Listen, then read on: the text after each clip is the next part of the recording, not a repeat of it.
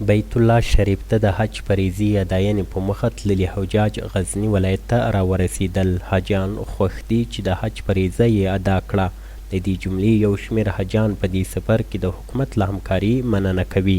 سفر موږ د ټولو حجاج کرامو الحمدلله چې موږ له کور نه وتلي، بیا چې د امارت له مسؤلینو سره کار سوی ده، له کابل له مجتمع نه بیا تر میدان د کابل له میدان بیا ان تر سعودي پورې الحمدلله د مسؤلینو دغه خدمتونه ډیر ښه ول او حاجي صاحبانو سره ډیر تکلیف کول، ډیر ستړیا کولې، په هر لحاظ په هر نکاح باندې د دغو حجانو و خدمت حاضر ولو.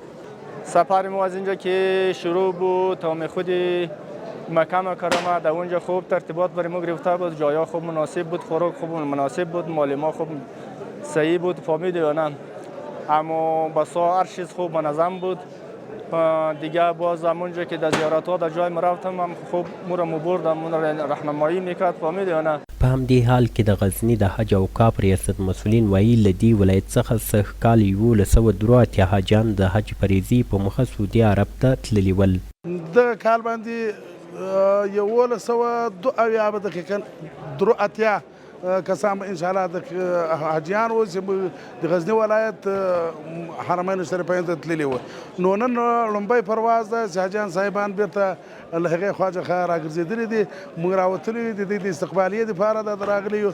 باید یادونه وشي چې سږ کال د معلوماتو په اساس له ټول هېواده 10,000 حجاجو د حج مراسمو کې ګډون کړی و.